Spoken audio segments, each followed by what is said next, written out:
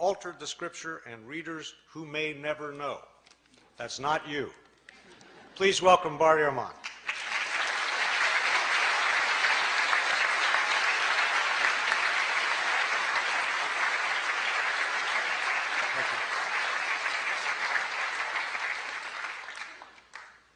Well, thank you very much for that generous introduction, and you're welcome. It's a pleasure to be with you all this evening.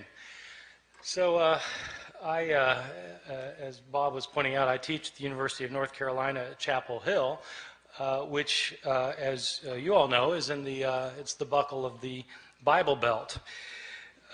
Which creates certain interesting moments in teaching historical approaches toward early Christianity and the New Testament.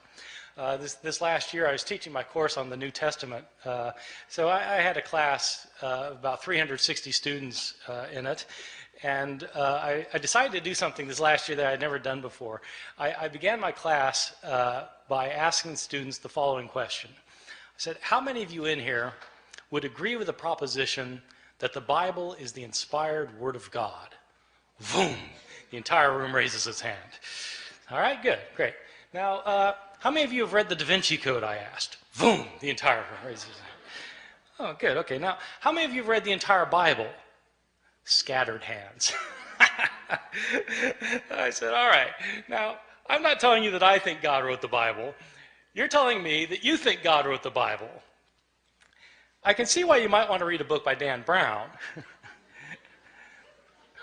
But if God wrote a book, wouldn't you want to see what he had to say? It's just one of the mysteries of living in the South. Well, the Bible is the most widely purchased, most thoroughly revered, and probably most broadly misunderstood book in the history of human civilization. One of the things that's misunderstood, at least by my 19-year-old students at Chapel Hill, is that when we're reading the Bible, we're not actually reading the words of Matthew, Mark, Luke, or John. We're reading translations from the Greek language in which these books were written. And something is always lost in translation. And not only that, but we're not reading translations of the originals of these books, because we don't have the originals of these books or of any of the other books of the New Testament. What we have are copies made centuries later, many of them many, many centuries later. These thousands of copies that we have are all different from one another in lots of little ways and sometimes in big ways. There are places where we don't know what the authors of the New Testament originally wrote. Now, for some Christians, that's not a problem because they don't have a high view of Scripture. For others, it's a very big problem. What does it mean to say that God inspired the words of the text if we don't have the words? Moreover, why should one think that God performed the miracle of inspiring the words of the Bible if he didn't perform the miracle of preserving the words of the Bible? If he meant to give us his very words, why didn't he make sure we received them? The problem of not having the originals of the New Testament, though, is a problem for everyone, not simply for those who believe that the Bible was inspired by God. For all of us, I think, the Bible is the most important book in the history of Western civilization. It continues to be cited in public debates over gay rights, abortion, over whether to go to war with foreign countries, over how to organize and run our society. But how do we interpret the New Testament? It's hard to know what the words of the New Testament mean if we don't know what the words were. And so in this lecture, I'll be talking about not knowing what the words were and what we might know about the originals of the New Testament, how they got lost, and how possibly they might be reconstructed. So let me begin by talking about, on a fairly basic level, how it is that we got the books of the New Testament. The books of the New Testament were all written in Greek. They were all written in the first century of the Common Era. They were written by Greek-speaking Christians who wanted to share with their community their views of Jesus, of the faith, of what to believe and how to behave. So an author like Mark, the author of our first gospel, sat down and wrote out one day his gospel about Jesus. Now, we don't know where Mark actually lived. Some scholars have thought that Mark maybe lived in Rome. So let's say he lived in Rome. Mark writes his book. Well, how does this book get into circulation?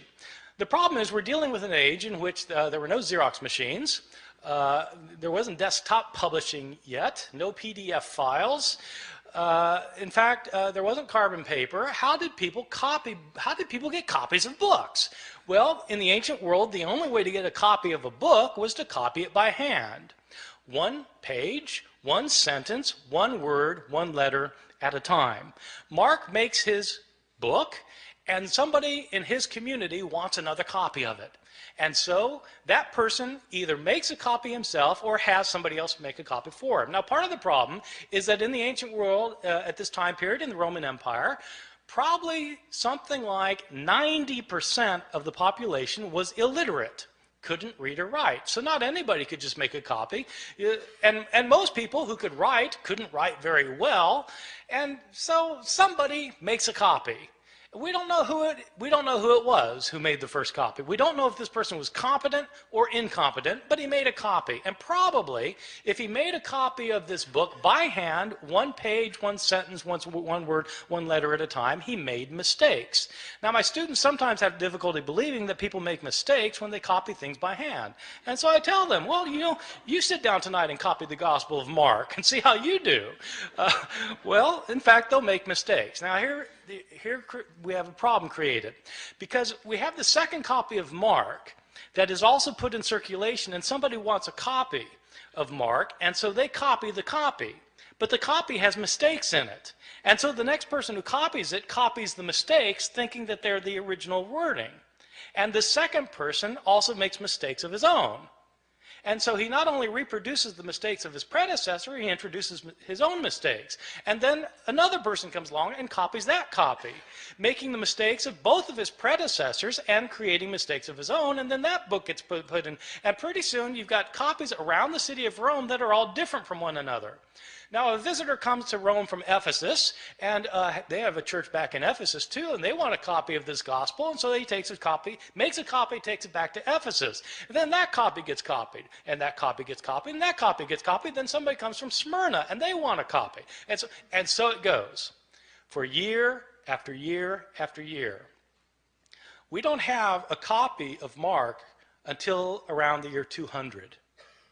About 150 years after Mark was originally written.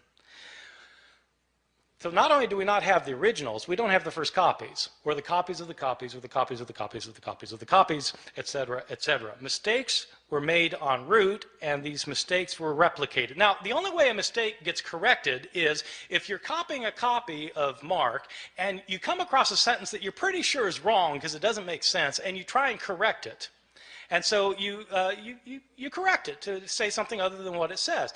The problem is there's no guarantee that you will correct the mistake correctly, right? You might correct the mistake incorrectly, in which case you've got three forms of the text: the original text, the mistake, and the mistaken correction of the mistake. And so it goes on for year after year, decade after decade. The originals end up getting lost. They get lost. They're either worn out of existence, or people figure, well, we don't need this. I've got a brand new copy of it, and so they throw it away. And all of the books of the New Testament, all 27 books, experience the same fate. And so that is the situation we're dealing with. This is not a situation that's unique to the New Testament. This is a situation that we find for every book from the ancient world. Every ancient book has this problem. The problem's exacerbated with the New Testament simply because the New Testament has come to be revered as Scripture, and also because, as it turns out, we have more copies of the New Testament than of any other book from the ancient world. That would seem like a good thing, but it also means that we have more mistakes for the New Testament than for any other book. And so the abundance of evidence we have creates an abundance of problems. Let me talk about the surviving copies that we do have. First, give you a sense of the numbers of books that we're talking about.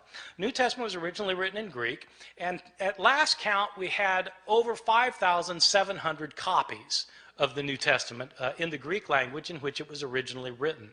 Now, when I say we have 5,700 copies, I don't mean that we have complete copies of all the books from beginning to end. What I mean is we have either complete copies or fragmentary copies. Some of these fragmentary copies are very small little fragments found in trash heaps in Egypt where the rest of the book was destroyed, and we just have a little scrap. So we have from little scraps to enormous tomes that are in medieval libraries. We have 5,700 copies in Greek, and we have copies in other languages because as Christianity spread throughout the Roman Empire, people translated the New Testament into other languages, such as Latin. We have something like 10,000 copies of the Bible in the New Testament in Latin, in Coptic, the ancient Egyptian language, in Syriac, in Georgian, in Armenian, in Old Church Slavonic, etc., etc. We have all sorts of copies in all sorts of languages. These copies can be compared with one another, and when you compare these copies with one another, there are lots of mistakes in them because no two of these copies are exactly alike in their wording. How old are these copies that we have? Well, the oldest copy that we have of any book of the New Testament is actually a little fragment that was discovered in Egypt. This fragment is about the size of a credit card, and it's written on both front and back. That's significant, by the way, that it's written on both front and back because it tells you that this copy actually came from a book. Like we have books today where you've got pages written on front and back as opposed to a scroll. Christians early on preferred writing their scriptures in books rather than in scrolls. That made these books different from other books throughout the Roman world. This little credit card sized scrap that we have is called P52. It's called P52 because it's written on papyrus. So papyrus is an ancient writing material, and it's called P52 because it was the 52nd papyrus that was discovered and categorized, classified, cataloged. So this little scrap has a few lines on it from John chapter 18. It's the passage where Jesus is talking to Pontius Pilate in his trial before Pilate, where Pilate says, "What is truth? What is truth?" That line. So that's that. It's written on, and it's written both front and back. Now the thing is, if you have a little scrap like that, and it's written on the front and the back, and you know what passage it comes from, then you can actually do some interesting things because you can figure out, even though you don't have a complete line on this page, you can figure out where this thing was on the page. And if you've got if you do it right, if you've got it one margin, you can figure out how many letters were in each line, and you can figure out how many lines must have been on the page in order to get from this part to that part.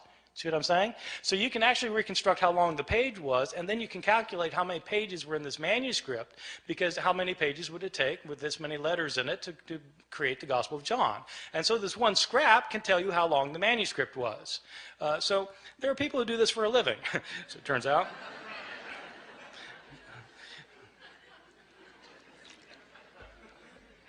So this is the oldest scrap. How old is it? This scrap, P52, is usually dated to the first half of the 2nd century. The way they date ancient manuscripts is actually on the basis of a handwriting analysis. The science of this is called paleography. Paleo meaning ancient, graphy meaning writing, ancient writing. So the study of ancient writing is called paleography, and there are scholars who are paleographers who can date manuscripts within about 50 years of their production. The way the science works is that handwriting in the ancient world before there was the invention of printing changed slowly over time. So people made letters in certain distinctive ways depending on when they lived.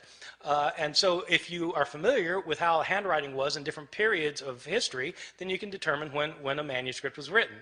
That's the science of paleography. And a good paleographer can get within about 50 years. So this thing, and you need a 50-year gap because some scribe who's copying a manuscript when he's 70 probably is writing the same way he did when he learned how to write when he was 20, and so you need a 50-year gap. So this thing is dated to around 125 plus or minus 25 years. Well, that's pretty early.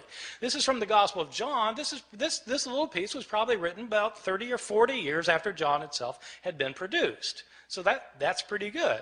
We don't get a complete copy of the Gospel of John until, again, around the year 200. But we do have this little scrap. Most of the manuscripts we have are not anywhere near this early, though. We start getting full manuscripts at the beginning of the 3rd century, around the year 200, 150, 170 years after Jesus' death. These are about 120 years after most of these books had been written. And we don't start getting numerous manuscripts until the 7th, 8th, or 9th centuries. And then we start getting lots of them, because then you've got monasteries where monks are spending their days copying manuscripts, and we have a lot of their manuscripts. And so 5,700 manuscripts, some of them going back into the 2nd century, none of them being the originals, or within even within a few years of the originals. So with all of these differences, with all of these manuscripts, how many differences are there? Throughout the Middle Ages, it appears that the scholars didn't realize that there was a problem of not having the original text, or very few scholars realized that this was a problem. Even the scribes copying the text, they sometimes would realize there were differences in the manuscripts they were copying, but they didn't make a very big deal about it. The first time somebody made a really big deal about this was exactly 300 years ago this year, in the year 1707. There was a scholar named John Mill at Oxford. I think he's unrelated to the Victorian John Stuart Mill. This John Mill was a scholar of the Bible, and he had spent 30 years looking at manuscripts of the New Testament. Now, this is obviously after the invention of printing, and printers have to decide what text they're going to print, and the problem is they've got manuscripts that have differences among them. And so how does the printer decide which manuscript to print? Well, it's a problem. That's when they started realizing that this was an issue. Well, John Mill wanted to produce a printed edition of the Greek New Testament. He spent 30 years looking at the manuscripts available to him. He had available to him 100 manuscripts, approximately 100 manuscripts. And he printed up his edition of the Greek New Testament, in which he'd give a verse, and then at the bottom of the page he would indicate the places where the manuscripts differed from one another for that verse. To the shock and dismay of many of his readers, when John Mill produced his edition of the Greek New Testament, it included an apparatus at the bottom of the page that cited 30,000 places where the manuscripts differed from one another. 30,000 places where there were manuscript variations among the manuscripts that he had discovered. And the striking thing is, John Mill didn't give all of the differences he found. He only cited the differences that he thought were significant. Some of his detractors claimed that John Mill was working to render the text of Scripture uncertain. His supporters pointed out that he didn't create these differences. He simply noticed that they exist. So what do we know today about the numbers of mistakes in our manuscripts? Well, Mill looked at 100 manuscripts, and now we have 5,700 manuscripts. Nobody knows how many differences there are among the manuscripts that we now have, because nobody yet, even with the development of computer technologies, nobody has been able to add up all of the differences. Sometimes scholars guess there may be a couple 100,000 differences. Some people say 300,000, some say 400,000. There are different guesses. The way I usually put it to my students is in comparative terms. There are more differences in our manuscripts than there are words in the New Testament. More differences in our manuscripts than there are words in the New Testament. Well, this obviously creates a problem. If you want to know what Mark actually said, and all you've got are copies of Mark that are hundreds of years later that have so many differences in them, how can you possibly reconstruct it? Well, that is a problem.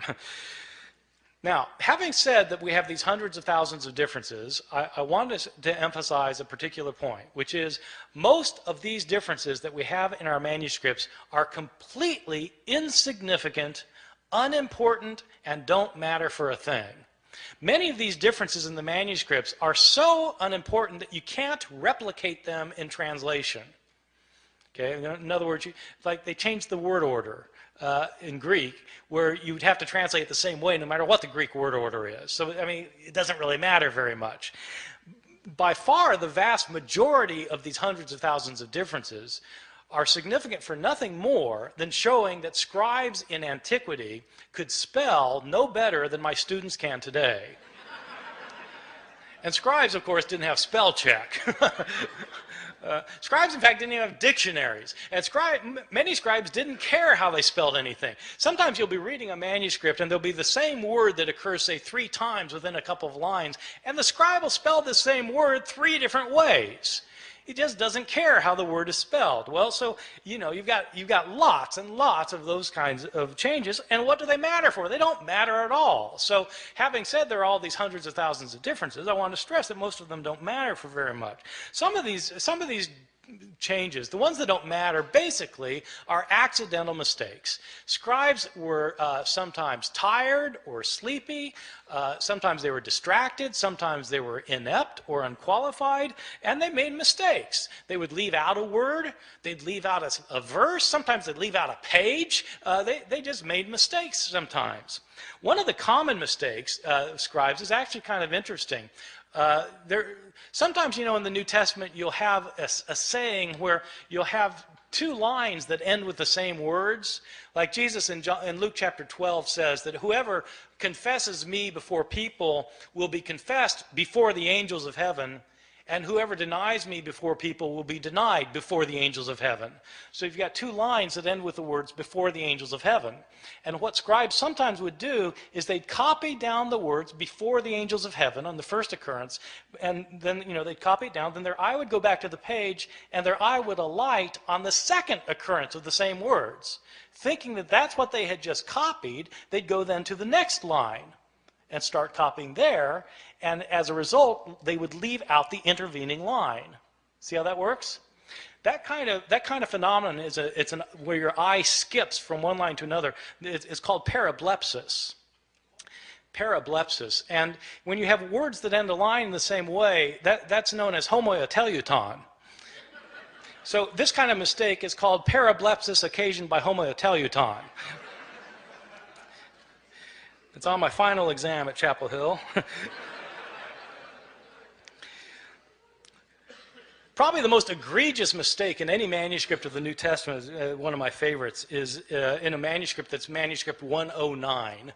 It's 109 because it's written on parchment and animal skin instead of papyrus, and it's the 109th manuscript that was cataloged.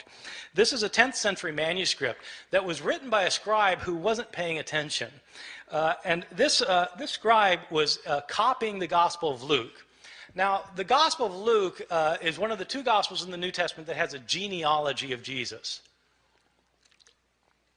Genealogies usually aren't the favorite reading of my students at Chapel Hill, and I think probably it wasn't the favorite reading of this guy because he wasn't really paying attention to what he was doing. But, you know, in Luke's genealogy is actually fairly interesting because in Matthew's the other gospel that gives a genealogy of Jesus, and it traces Jesus' line all the way back to Abraham, the father of the Jews, in Matthew. Luke doesn't stop there. Luke keeps going. Luke traces Jesus' genealogy all the way back to Adam, as in Adam and Eve. This is a fantastic genealogy. I've got an aunt who's a genealogist who's traced my family, you know, back to the Mayflower. The Mayflower, Adam and Eve. So it's, you know, Jesus is supposedly the son of Joseph, who's the son of so-and-so, the son of so-and-so, the son of so-and-so, who's the son of David, son of Jesse, son of so-and-so. It goes all the way back, you know, Isaac, son of Abraham, so back to, Seth, son of Adam, who's the son of God. Okay, this genealogy, it goes all the way back. So the scribe of manuscript 109 is copying a manuscript that evidently gave the genealogy in 2 columns. 2 columns. But the second column didn't go to the bottom of the page. It only went part way down, the second column. So the first column, second column, part way down. And the scribe apparently didn't realize that this genealogy was in 2 columns. And so he copied across the columns instead of copying one column then the other column, leading to some very interesting results. As it turns out, Adam isn't the first human being. There was a man named Phares, who's the father of the human race, and as it turns out, God is the son of Aram. So it happens. These kinds of mistakes are just pure accidental mistakes that scribes mess up in places. There are other kinds of mistakes that are what I think are probably intentional mistakes. I differentiate between accidental mistakes where scribes just slip up and intentional mistakes where it looks like scribes are actually trying to change the text. Now, I don't know for sure that scribes are trying to change the text. I don't have any scribes around to interrogate about the matter, but there are some changes that don't look like they could possibly simply be a slip of the pen. And there are others that are debatable, whether they were a slip of the pen or not, but let me give you a couple of examples and you'll see that some of these look like scribes maybe wanted to change the text. I'll give you a couple for instances. In Mark chapter 1, the Gospel of Mark, we read at the very beginning that we read, as was written in Isaiah the prophet, behold, I send my messenger before your face to prepare your way for you. Okay, this is in Isaiah the prophet, behold, I send my messenger before you. This is a very interesting passage because the passage that's quoted is not Isaiah. When it says in Isaiah the prophet and then it gives the quotation, the passage quoted is actually Exodus. So it's interesting that in the later manuscripts of Mark's gospel, the text is changed. So that it no longer says in Isaiah, as is written in Isaiah the prophet. Now it says, as is written in the prophets. You see, getting rid of the problem that, in fact, this isn't a quotation from Isaiah. Right? See, so I mean, maybe that's a slip of the pen, but it looks to me like somebody saw that this could be taken as a mistake, and they changed it as a result. Or give you a second example. In Luke's Gospel, chapter 2, we have the only story of Jesus as a boy in the New Testament. Jesus is a 12-year-old, and we're told that he and his family have taken a trip to Jerusalem to celebrate a festival, probably the Passover festival. It is a peculiar story because they celebrate this festival, and then the family goes back in the caravan back home, and 3 days later they realize Jesus isn't with them. I mean, you might think they would have checked ahead of time, but he's not there, and so they go back to Jerusalem to try and find him, and on the third day, his mother finds him in the temple. And this isn't an accident, by the way, that it's on the third day, right? This is a foreshadowing for Luke of what's going to happen at the resurrection narrative, where on the third day, Jesus will rise from the dead. Well, so on the third day, his mother finds him in the temple, and there's 12-year-old Jesus talking to the leaders of the Jews and discussing with them matters of the law. And Mary is not pleased, and she sees Jesus finally after tracking him down for 3 days, and she says, "Son, why have you done this? Your father and I have been looking all over for you." Now, when scribes copied this, they were taken aback. Your father and I? But Joseph wasn't his father, right? Jesus was born of a virgin. So it doesn't make sense for Mary to say, your father and I have been looking all over for you. And so there are changes in the manuscripts. Some manuscripts simply say, Joseph and I have been looking all over for you. Some manuscripts say, we have been looking all over for you. But somebody's changing the text because it could be read as a problem. And so they got rid of the problem. I'll give you a third example. This example is in one of Jesus' discourses in the New Testament, in Matthew chapter 24, in which Jesus is talking about what's going to happen at the end of time. This passage actually was very important. I feel a tangent coming on here, by the way. This passage was very important when I moved to Chapel Hill in 1988. Bob, you had been gone for a year at this time. In 1988, there was a big furor in North Carolina. There were Christian groups who thought that the end of the world was going to happen in 1988. That Jesus was going to come back and take everybody out of the world who were his followers. That's the rapture, right? When the rapture, and Jesus comes back, takes people out of the world, and then all hell breaks out on earth for 7 years, and then the end comes, right? So there was a guy who had written a book based on this passage I'm going to talk about in a second. A guy had written this book that was called 88 Reasons Why the Rapture Will Occur in 1988. This book was in 2 million copies. I had students whose parents believed it and literally sold the farm. They thought that Jesus was going to come back in 1988. And so I just showed up in North Carolina kind of blissfully ignorant of these things. And I moved from New Jersey where such things we're not worried about. And but this guy named Edgar Whisenant, he was a NASA engineer who had studied the Bible and come up with 88 reasons why the rapture was going to occur in 1988. And one of the reasons involves this passage I'm going to talk about. Jesus tells this the disciples want to know, when's the end going to come? And Jesus tells them, learn the parable of the fig tree. When the fig tree puts forth its leaves, you know that summer is near. So too, when these things take place, you know that the end is near. Truly I tell you, this generation will not pass away before all these things take place. So Edgar Whisenant, this is one of Edgar Whisenant's 88 reasons. So the way it works is this. What is Israel in the Bible? Israel is sometimes represented as a fig tree. Well, when the fig tree puts forth its leaves, you know that the end is near. Well, okay, so if the fig tree is Israel, when does the fig tree put forth its leaves? Well, the fig tree lies dormant over the winter, and then when springtime comes, it comes back to life. When does Israel come back to life? 1948. That's when Israel comes back to life, becomes a nation again. Truly I tell you, this generation will not pass away before all these things take place. How long is a generation in the Bible? 40 years. 1948 plus 40, bingo, 1988. This was one of the 88 reasons. Now, somebody pointed out to Edgar Whisenant that Jesus in the same passage points out that no one knows the day or the hour when the end will come. When Whisenant had said that it was going to come during the week of Rosh Hashanah in September. And so they said, but Jesus says no one knows the day or the hour. And Whisenant was completely unfazed. He said, I don't know the day or the hour. I just know the week.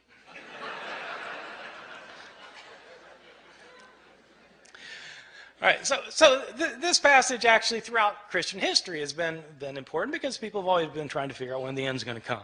So in this passage, Jesus says no one knows the day or the hour, not the angels of heaven, nor even the Son, but the Father alone. Okay, Matthew 24:36. Scribes copying that found it to be a peculiar thing to say, though. Not even the Son knows when the end is going to come? I mean, surely the Son of God is all-knowing. Isn't he omniscient? And so how do scribes deal with the problem? They deal with the problem by getting rid of the phrase. And so in later manuscripts, the phrase, not even the Son, is taken out, so that now Jesus doesn't claim to be ignorant about when the end is going to come. So that strikes me as probably an intentional sort of change. All right, so you get accidental changes and you get intentional changes. I want to talk about some of the big differences that you get in some of our manuscripts, just so you can get an idea of how significant this problem can be. Probably the most familiar story in the New Testament Gospels is the story of Jesus and the woman taken in adultery. I'm pretty sure this is the best known story of the Gospels because it's in all the Hollywood movies. I mean, if you do a movie about Jesus, you've got to have Jesus and the woman taken in adultery. It's so much a requirement that even Mel Gibson, who the Passion of the Christ, which is about Jesus' last hours, has to get this in, and so he has a flashback showing this scene of Jesus and the woman taken in adultery. So the way the story works, it's found only in the Gospel of John, chapter 7 and 8, and Jesus is teaching the temple, and the Jewish leaders they drag this woman in front of him, and they say, she's been caught in the act of adultery. The law of Moses says we're to stone someone like this. What do you say?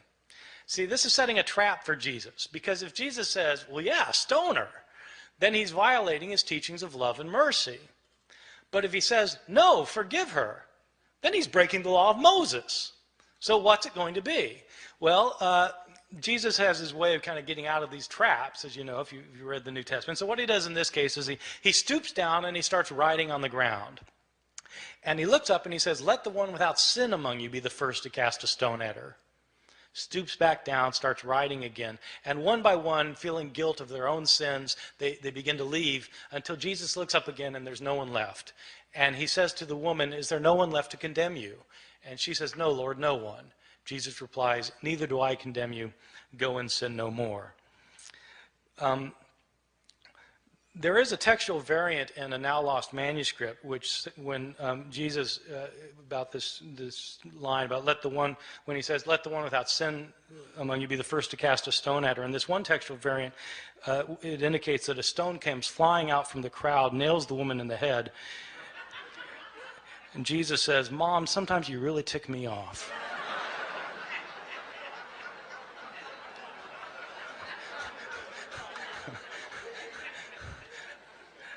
I made that up. This story, this beautiful story, this powerful story, which has two terrific lines from Jesus in it, this story was not originally in the Gospel of John. This is a story that was added to the Gospel of John by later scribes. How do I know that? We have a number of early manuscripts of the Gospel of John. This story is not found in any of our early or best manuscripts of the Gospel of John. The Greek authors who wrote commentaries on the Gospel of John over the centuries don't mention this story until the 10th century, 1,000 years after the days of Jesus.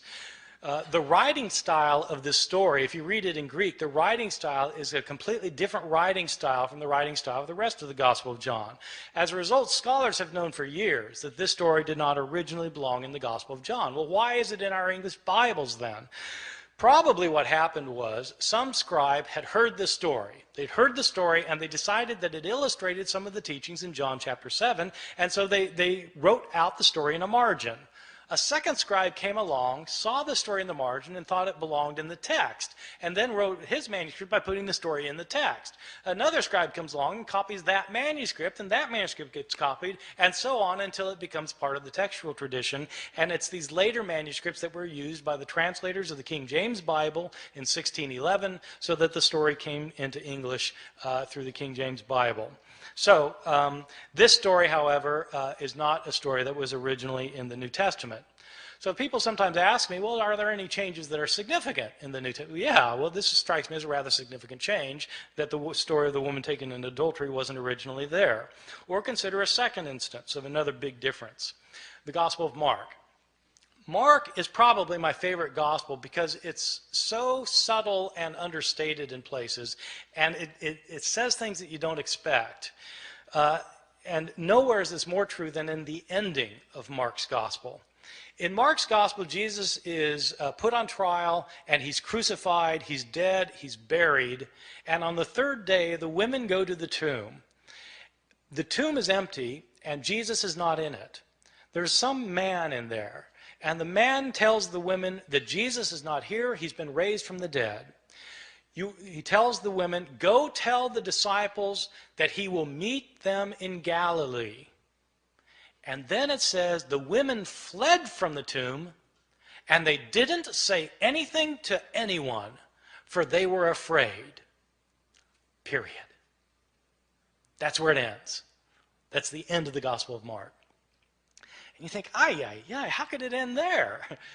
I mean, they're told to tell the disciples, but they don't tell anybody. Didn't the disciples ever learn? Didn't they go to Galilee? Didn't they see Jesus? How could that be the end of the story? And that's exactly the reaction the scribes had. They got to that ending, they said, how could it end there? And scribes then decided it couldn't add there, and so they added 12 verses. So that in your English Bibles today, you'll find 12 more verses after that, after chapter 16, verse 8, and often they'll be in double brackets because the translators will tell you in a footnote, these verses weren't originally in here, these were added by later scribes. In these verses, in these added verses the scribes added later, but we know they're added later because they're not in the earliest and best manuscripts. The writing style is different from the rest of the Gospel of Mark, and in fact there are inconsistencies between this ending and the verses that precede it. So this is clearly an addition to the Gospel of Mark. In these final verses, according to these final verses, the women do go tell the disciples do go to Galilee, they do meet Jesus there, and Jesus then tells them that they're to make disciples of all the nations, and people become his disciples will be able to speak in foreign languages that they previously didn't know. They'll be able to handle deadly snakes, and they'll be able to drink poison and it won't harm them. These are the verses that the Appalachian snake handlers in my part of the world use to base their liturgical practices on. I've always thought that sometime in the ambulance on the way to the hospital, somebody should point out, well, actually those verses aren't in the Gospel of Mark.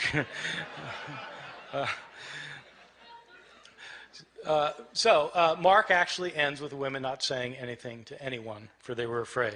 Somebody added the last 12. Let me give you a couple more examples of some differences that strike me as big. One that I think is really quite interesting that scholars debate. The first two I gave you, scholars don't debate very much. Almost everybody agrees that they weren't originally there. But there's an interesting change in another story in Mark that there's a lot of debate about among scholars. It's a story in Mark chapter 1 where Jesus heals a leper. And the way the story works is that Jesus is walking along, and a leper comes up to him, and the leper says to him, this is this guy with leprosy, and he comes up to him and he says, Lord, if you're willing, you're able to cleanse me. And in most manuscripts it says that Jesus felt compassion for the man, and he reached out his hand and he said, I am willing, and he healed him. But in several ancient manuscripts it says something different. In these other manuscripts, instead of saying Jesus felt compassion for the man, it says, and Jesus got angry and reached out his hand and said, I am willing, be cleansed. Getting angry. Now, scholars have to debate which is the text that Mark originally wrote and which is the text that's been changed by a scribe. And one piece of logic that scholars have used over the years is this. Ask yourself, which text is a scribe more likely to have created out of the other? Is a scribe likely to have taken the text that says Jesus felt compassion and changed it to say Jesus got angry? Or is a scribe likely to have found the text that said Jesus got angry and to change it to say Jesus felt compassion? Well, if you put it like that, then, well, the latter's more likely something a scribe would have changed. And so this criterion ends up sounding kind of backwards, but the way the criterion works is that the reading that's the most difficult to understand is probably the original one. Okay? The more difficult reading is to be preferred. And so that's one reason for thinking that, in fact, this text originally said Jesus got angry, and there are actually a whole host of reasons for thinking that's what the text said. The next step, then, is to ask, well, what's he angry about? In other words, to try and figure out what the text means. But you can't know what the text means unless you know what the text says. You see? So you've got to establish the words first, and that's what people who are textual critics do. They try and decide what the words originally were. Let me give you one other example, and then I'm going to stop and take any questions that you have. There's another quite moving passage in the Gospel of Luke. Which is also well known. It's a scene in which Jesus is being crucified, and Luke is interesting in the scene of Jesus' crucifixion. Luke is interesting at the scene of the crucifixion because it's unlike what happens in Luke is unlike what happens in Mark's gospel, the story of the crucifixion. In Mark's, just to illustrate this for a second, in Mark's gospel, which is the first gospel, you have a very distinct portrayal of Jesus going to his crucifixion, a portrayal that is filled with pathos and agony. People don't realize this, that Mark's portrayal is very different from Luke's portrayal. And the reason they don't see that there are differences is because of the way that people read the Gospels. The way people typically read the Gospels, if they read the Gospels at all, but if they read the Gospels, the normal way of reading a Gospel is you start at the beginning and you read to the end. So, okay, you're going to read the Gospel. You start with Matthew. You start with the first verse, chapter 1, verse 1, and you start reading and you get to the end. You go from top to bottom. Then you read Mark. Start with the beginning, go to the end, top to bottom, and it sounds a lot like Matthew. Same stories, a lot of the same words, sounds very similar. Then you read Luke, top to bottom, sounds exactly the same. Not exactly, it's different, but it's basically the same thing. They sound alike. And then you read John, well, that's different, but, well, in essence, it's not that far off. So they all sound basically the same because you read them from top to bottom, or you read them vertically. The way to see differences in the Gospels is to read them not vertically, but to read them horizontally. Where you read a story in Matthew and you look at the same story in Mark and compare the two stories. When you do that, you start finding enormous differences. People, there are all these debates about whether there are discrepancies in the Bible. If you want to find discrepancies in the Bible, all you have to do is read the text horizontally. I give this as an assignment to my students all the time. I give them I say, take the resurrection accounts. What really happened at the resurrection? Depends which author you read. And so I have them list what happens in Matthew, what happens in Mark, what happens in Luke, what happens in John, and compare the lists. And it's actually quite striking when you do this with the resurrection narratives. Because, well, who is it that goes to the tomb? Is it Mary Magdalene by herself or Mary with other women? If other women, how many other women? And what are their names? It depends which gospel you read. What do they find there? Is the stone rolled away already or is it not rolled away already? Depends which gospel you read. Who do they see there? Do they see a man there as in Mark? Do they see two men there as in Luke? Or do they see an angel as in Matthew? Depends which gospel you read. What are they told? Are they told to tell the disciples to meet Jesus in Galilee, or are they told to tell the disciples to stay in Jerusalem? Do they go tell the disciples? It depends whether you read Mark or whether you read Matthew and Luke. If they do tell the disciples, what do the disciples do? Do they go to Galilee or do they stay in Jerusalem? It depends which gospel you read. I mean, you just go down the line, and it's different. And that's what you get if you read these stories against each other. Well, if you do that in the story of the crucifixion in Mark and Luke, you come up with very, very different portrayals. The significance of that is not just, okay, so there are discrepancies. Yeah, there are discrepancies, but that isn't the point. The point is that if you want to know what Mark has to say, you have to read Mark and not pretend he's saying the same thing as Luke, because they're different. And so Mark has to stand on its own as a literary production. In Mark's gospel, when Jesus is being crucified, in fact, it's a very gripping scene. In Mark's gospel, Jesus doesn't say anything while he's being led to the place of crucifixion. While he's being crucified, he's completely silent. Altered the scripture and readers who may never know. That's not you. Please welcome Bart Ehrman.